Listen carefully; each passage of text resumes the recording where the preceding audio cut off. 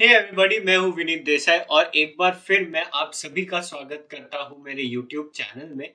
और आज हमारा जो Q&A सेशन है उसमें हम सॉल्व करने वाले कुछ ऐसे डाउट्स जो आप में से कुछ लोगों ने पूछे हैं। तो बिना कोई टाइम वेस्ट किए चलिए शुरू करते हैं। क्वेश्चन है आनंद भारती शर्मा जी का। उन्होंने ये पूछा है, can you please give suggestion on how we can target audience of different niches.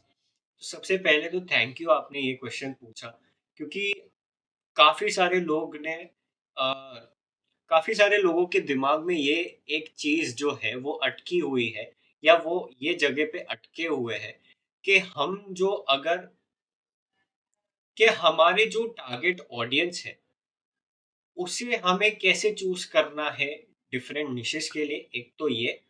और हम कैसे हमारे टारगेट ऑडियंस तक पहुंच सकते हैं हमारे जो जो भी निश है उसके लिए।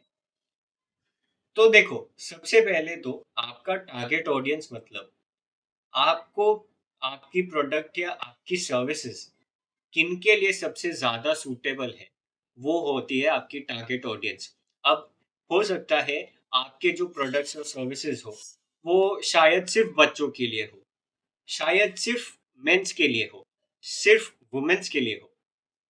अलग अलग पैरामीटर्स हो सकते हैं, अलग अलग चीज़ें हो सकती है जिसके लिए आप टारगेट ऑडियंस को चूज कर सकते हो।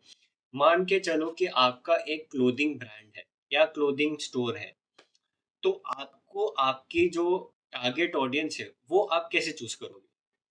देखो, सबसे पहले तो आपको टारगेट ऑडियंस में आपको ये समझना है कि आप टारगेट ऑडियंस तक कैसे पहुंचोगे। जब आपके बिजनेस में कोई स्पेशलाइजेशन होगा तब आप अपने राइट ऑडियंस तक पहुंच सकते हो। जैसे कि मैं एक एग्जांपल देता हूँ।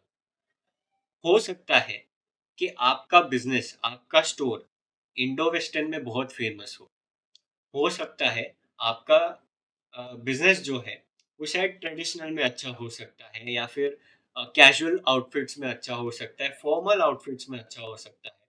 डिपेंड करता है कि आपका बिजनेस क्या है, प्रोडक्ट क्या है। उसी हिसाब से आपको आपके टारगेट ऑडियंस तक पहुंचना है। अब फॉर्मल वेयर आप किसको टारगेट करोगे? हो प्रोबेबली वो सीईओ हो सकता है कंपनी का, हो सकता है वो कोई एम्प्लॉय हो सकता है, हायरिंग एचआर टीम में से किसी को हो, कोई हो सकता है, कोई अ, जो इंटरव्यू के लिए जाना चाहता है वो हो सकता है। तो ये आइडियली एक मैंने तो एग्जांपल दिया, आइडियली ये एक सेट होता है ऑडियंस का। तो आप आपके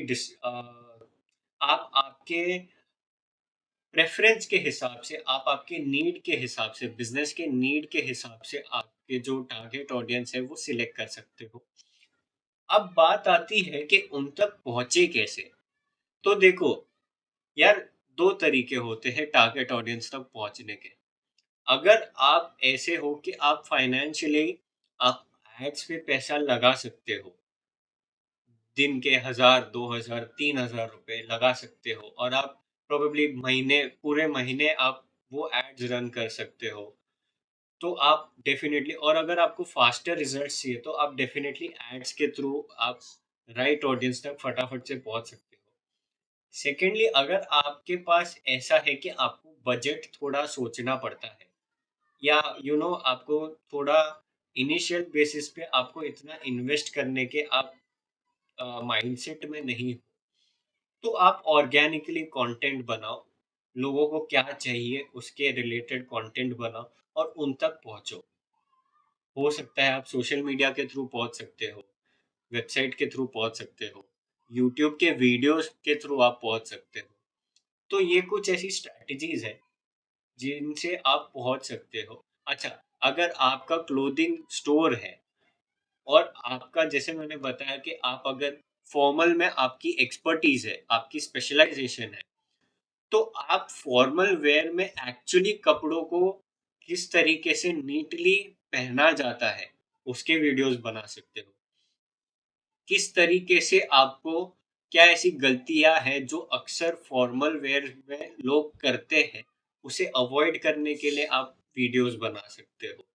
और किस मटेरियल के कपड़े लेने चाहिए, किस सीजन के लिए, किस ओकेजन के लिए, आप वो टाइप के वीडियोस बना सकते हो। ध्यान रखना, वीडियो फॉर्मेट के जो कंटेंट होते हैं वो आजकल बहुत चल रहे हैं। और अगर आप ऐसे यूट्यूब पे आपकी ऑडियंस अगर सर्च कर रही है कि फॉर्मल वेयर में किस तरीके से नीटली ड्रेसअप होना है, या अगर शर्ट को टक इन करना है तो किस तरीके से नीटली उसे टक इन करना है, अगर ये सब क्वेश्चंस के अगर आप जवाब देते हो और आप इसमें ही आपकी ब्रांडिंग करते हो, तो आपकी सेल्स बढ़ सकती है। आपकी डेमोग्राफिक्स जो ऑडियंस, टारगेट ऑडियंस जो है, वो आप उनके उन तक पहुंच सकते हो। तो उम्मीद करता हूँ आनंद भारती शर्मा जी, मैंने आपका क्वेश्चन सॉल्व किया हो। अगर आपको अब भी कोई डाउट हो तो आप पूछ सकते हैं यूट्यूब चैनल में, कमेंट सेक्शन में।